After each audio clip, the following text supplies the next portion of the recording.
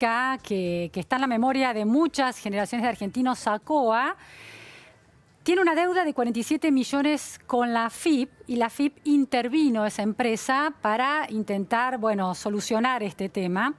Después hay una noticia hoy de que Nicolás Palladini, este empresario, está siendo procesado por el supuesto uso de fracturas truchas para recibir reintegros. Y otra noticia que inquieta también en el ámbito tributario es que la empresa OCA tiene una deuda millonaria con la AFIP y se ha pedido su quiebra. Estamos entonces ahora con Ezequiel Passarelli, que es el director de impuestos de SCI Group. Muchas gracias, Ezequiel. Muchas gracias a vos. Para intentar entender qué pasa con las empresas argentinas en términos impositivos.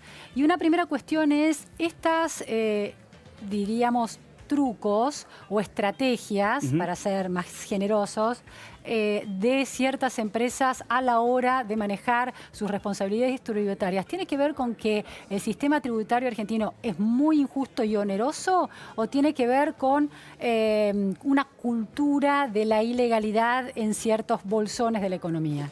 Yo creo que es una mezcla de todos estos temas. Te diría que son una mezcla de tres cosas, si querés.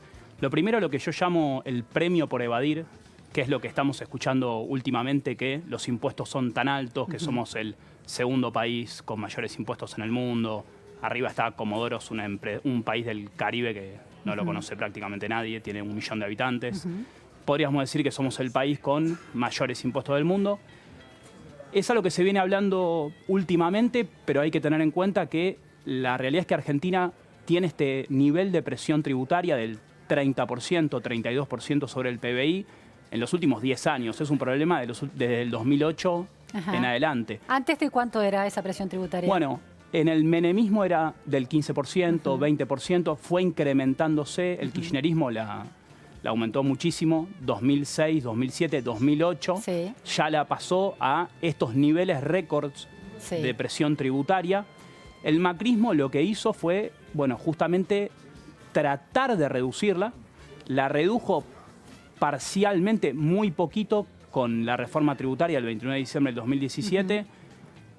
Se trataba de bajar en 1 punto porcentual del PBI por año durante 5 años. Lamentablemente lo que nos pasó a todos y al macrismo en particular, a Cambiemos, que percepción mía fue equivocarse se desestabilizó un poco la economía y en vez de seguir con esta senda de bajar los impuestos, lamentablemente los volvieron a subir con los derechos de exportación, con la prohibición de aplicar el ajuste por inflación impositivo, aumentando bienes personales para 2019. Ese sería un primer tema, el premio por evadir. Es tan alto. Pensándolo en términos del empresario, ¿no? Cuando a vos te dicen el agro, por ejemplo, se conoció estos días algo que se viene hablando mucho, que es que cada 100 pesos que un agropecuario factura, 65 pesos se los queda al Estado. El 65% de lo que vos facturás se lo queda al Estado. Entonces, el premio por evadir es muy alto. El segundo punto tiene que ver con la... Cuando decimos el premio por evadir, es el premio por cometer un ilícito. Totalmente. La evasión es un ilícito, está penada con el régimen penal tributario. Está penada con la ley de procedimiento tributario también, con multas de índole pecuniario, o sea, dinero. Podés terminar preso y también tenés multas muy altas, justamente con el tema de facturas truchas. Por ejemplo, puede llegar hasta el 700% de lo que vos evadís. Te robaste 100 pesos, te pueden multar con 700 pesos más intereses y además podés terminar preso. Ese es, creo yo, el segundo gran problema, que es la expectativa del empresario de nunca terminar preso. Veamos el caso, por ejemplo, de Samid, que ahora es bastante conocido. Ahora lo expulsaron de Belice, está volviendo. Tiene una causa del año 96. Pasaron 23 años desde que se inició la causa. O sea, los hechos son anteriores, porque cuando se te inicia una causa es por algo que hiciste antes. Entonces estamos hablando de algo que hizo hace quizá 30 años. Recién ahora se está resolviendo el tema, 30 años después. Pensá siendo Samid. Cometiste un ilícito, evadiste impuestos hace 30 años. Pasaron 30 años. En el medio, blanqueos. te pudiste haber metido en el blanqueo. La pregunta es ¿por qué Samid no se mete en el blanqueo? No se mete porque tiene la expectativa de que con su causa no va a pasar nada. Claro. Y que nunca va a terminar preso. Es decir, que hay un sistema judicial que no es del todo efectivo para penalizar a quien evade. Totalmente. La justicia que tarda 30 años, como siempre se dice, no es justicia. Claro. ¿No? Y es, creo yo, una causa bastante que queda en evidencia, ¿no? ¿Y la tercera cuestión que señalabas para entender este panorama? Sí, totalmente. Yo por eso te decía, lo primero es el premio por evadir, lo segundo sería... Yo nunca pienso que voy a terminar preso. Y lo tercero, yo lo llamo como que somos blanqueodependientes, ¿no? O sea, ¿qué quiere decir esto? Cometo un ilícito, porque total, la justicia va a tardar 30 años en que me ponga preso, si es que me lo detectan siquiera. Tengo muchos sí en el medio. Y en el medio, justamente, ¿qué puede pasar? Cada 2, 3... Me perdonan la vida. Sale un blanqueo. Y en vez de pagar el 65% del que estábamos hablando, pago el 5% o el 10% con un blanqueo como en el 2016 de Macri. Vos de alguna manera lo que describís son los incentivos que tienen ciertas empresas y cierta parte del empresariado para decidir evadir. Totalmente. Pero hay dentro de, sobre todo del primer punto, casi una excusa. Hay un incentivo para evadir porque los impuestos son muy altos. 100%. Pero eso también se puede ver desde el otro lado de la trama, que es, hay un incentivo por evadir para ganar más dinero, no importa, más allá de todo, a pesar de todo, ¿no? Totalmente. Si querés, yo te lo dividiría en dos momentos también. Porque hoy estamos pasando justamente un momento muy complejo para las empresas. Porque quizá desde un sentido ético, ¿no? Cuando una empresa gana tanta plata como habrá ocurrido en los últimos 20 años, ¿no? Que no tuviste ninguna crisis, ¿no?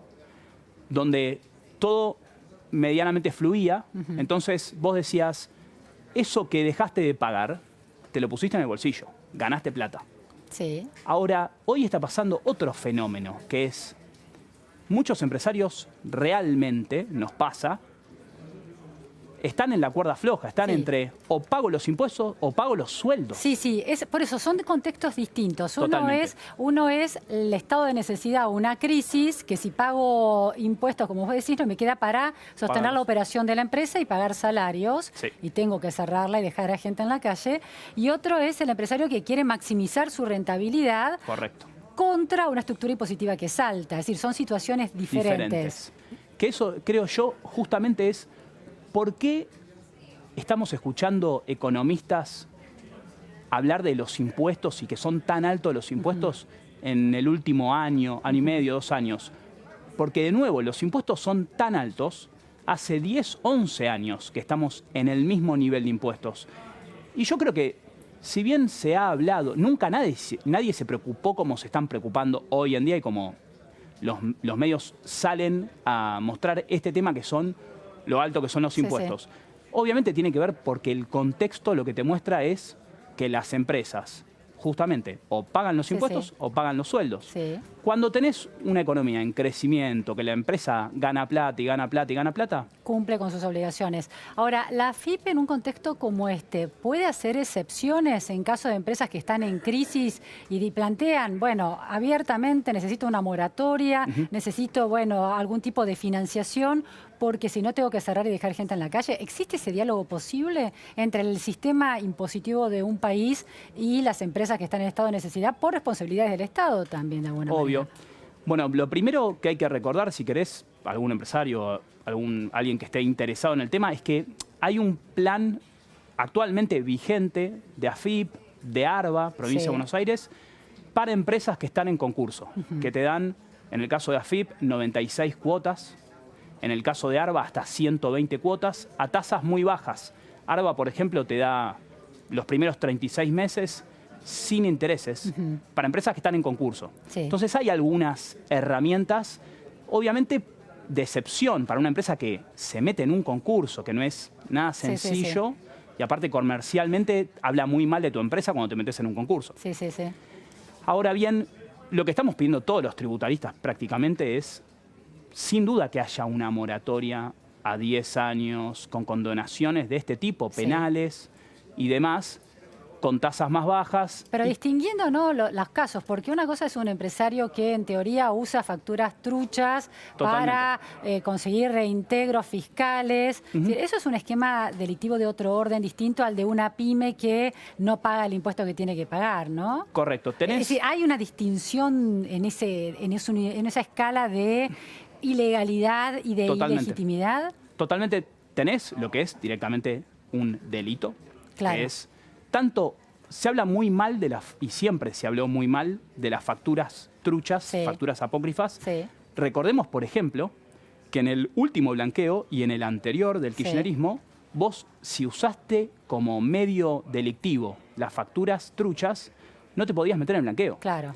Que era una cuestión, y esto, ¿no?, plantearlo también y decirlo, que es qué diferencia hay entre el que compra facturas truchas y el que vende sin ticket. Sí. Y no paga sus impuestos también. No hay ninguna. Los dos son dos maneras de evasión. Y en Argentina, hay que recordar, somos el 5º país con mayor evasión fiscal del mundo. La semana pasada el jefe de AFIP decía que hay un 33% de evasión en el IVA únicamente. O sea, 1 de cada 3 empresas se va de 100% de IVA, para hacerlo simplificado. Y por otro lado están los que sí están pagando sus impuestos o sí están presentando sus declaraciones juradas, no están comprando facturas truchas. En este momento hay 300.000 millones de pesos que las empresas le deben a la AFIP, deuda ya vencida. Hay 200.000 millones que están en planes y hay 100.000 millones que ni siquiera los pueden meter en plan. ¿En concepto de? De impuestos, IVA, ganancias, ¿no?, bienes personales. Todos los impuestos nacionales, no ingresos brutos, 300.000 millones de pesos. Para que tengamos una idea, la recaudación de marzo fue de 327.000 millones. O sea que las empresas le deben a la AFIP un mes entero de recaudación. Claro. Por eso también es lo que estamos hablando de se necesita una moratoria. Ahora, hay otra cuestión. Los empleados, los asalariados, tienen sus impuestos incluidos en sus recibos de sueldo, obligatoriamente, no pueden hacer ningún truco, son los grandes perjudicados de esta cuestión, ¿no? Sin duda. Es decir, no hay manera de una contabilidad creativa que ayude a un asalariado, mientras que eso sí lo puede hacer un empresario, aun cuando no esté en crisis. Sin duda, ahí recordemos números. En diciembre del 2015, 1.100.000 personas pagaban impuestos a las ganancias. Diciembre del 2018, casi 2 millones de personas pagan impuestos a las ganancias.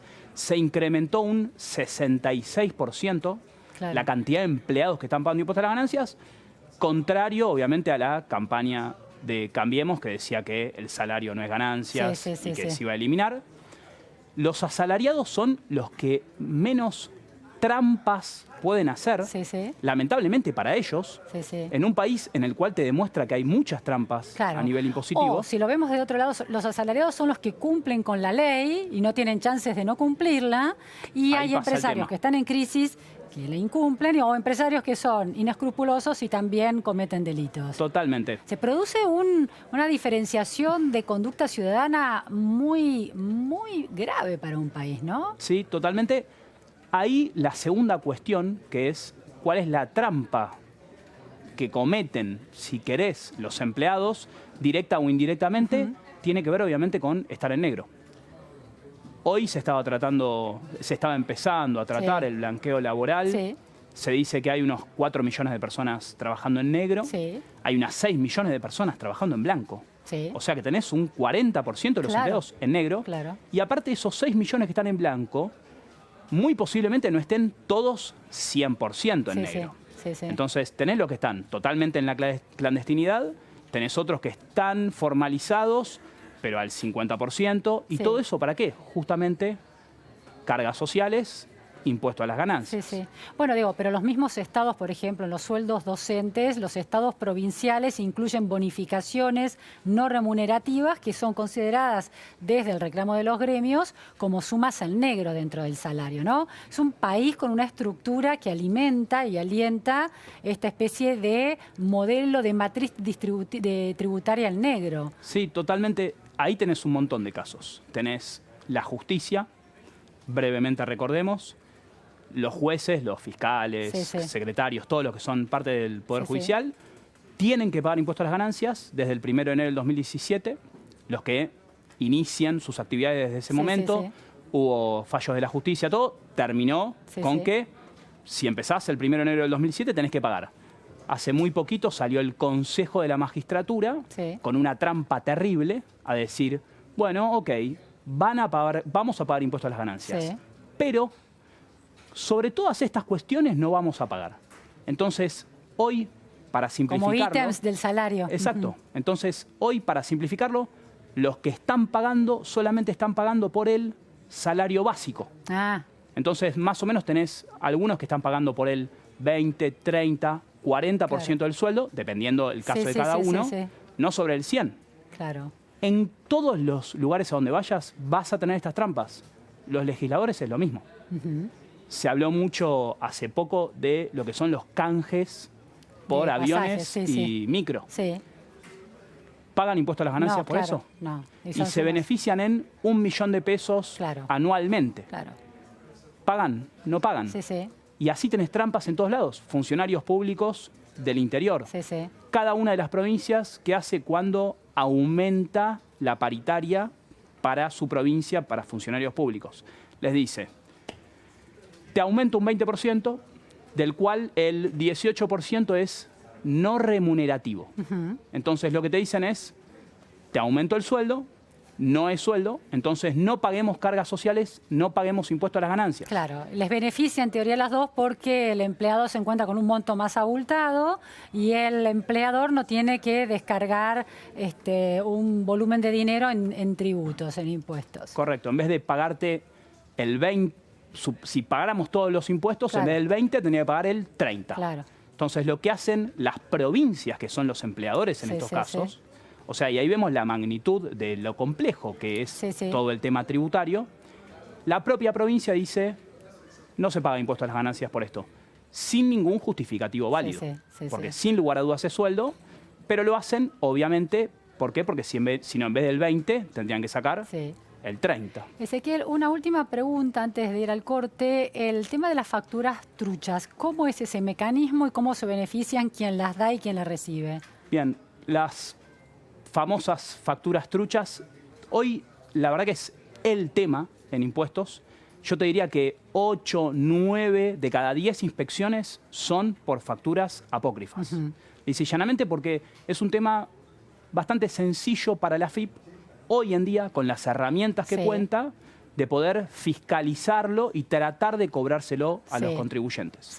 Hoy tienen herramientas sistemáticas bastante sencillas. ¿Y cómo es? Yo tengo una empresa y ¿por qué necesito facturas truchas? Tenés dos posibilidades. Uno, el que trabaja de buena fe, que es, vos sos proveedor mío, me vendés algo, me facturás, tiempo después vos no pagaste tus impuestos y la AFIP, muy injustamente, lo que hace es, me reclama a mí los impuestos que vos no pagaste.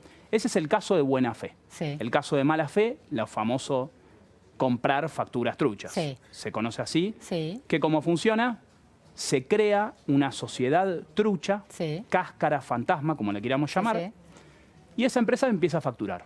Factura, factura, factura, factura. Pero no tiene un negocio real. Nada. En general lo que se hace es, se pone a dos personas que quizá no tienen ni idea de que las pusieron en esa sociedad, facturan, facturan, facturan, le cobran a las empresas a las que le facturan. Por ese servicio. Por ese servicio. No por el monto que facturan, sino por el servicio de facturar truchamente. Correcto. Y la empresa, ¿qué hace? Se beneficia con el IVA, crédito fiscal, ganancias, gasto. Entonces se puede llegar a beneficiar 35%, 21% y ganancias e IVA con un 56%. Es mucho. Es mucho dinero en impuestos. ¿Qué hace la AFIP? Tiempo después detecta que esa empresa trucha, cáscara fantasma, no tiene la capacidad económica y financiera para vender lo que dice que está vendiendo. Por ejemplo, dice, che, vos decís que hiciste 50 viajes. No tenés un empleado. No tenés un camión. ¿Cómo hiciste 50 viajes este mes? Esas son las cosas que hoy la AFIP está empezando a ver con el sistema de capacidad económica financiera, que es una herramienta nueva que salió, y lo está empezando a detectar cada día más rápidamente. ¿Cuánto se supone que es el volumen que se evade con este tipo de estratagema de factura trucha? Bueno, lo que hablábamos hace un ratito, el jefe de AFIP dijo que hay un 33% de evasión en IVA, solamente en IVA, que es el impuesto más importante. Sí, sí. Y su objetivo es bajarlo 10 puntos porcentuales, llevarlo al 23 en 5 años. O sea, fíjate que lo difícil que es. Sí, es muy moderada la ambición del funcionario. Totalmente. Es porque es muy complejo y está muy arraigado también en nuestra sociedad, lamentablemente. Muchísimas gracias, Ezequiel, con este relato desde el punto de vista tributario de un país completamente al margen de la ley. Gracias. Nos vamos a un corte en Más Info, segunda edición, por La Nación Más. No se vayan de ahí. Gracias, Ezequiel.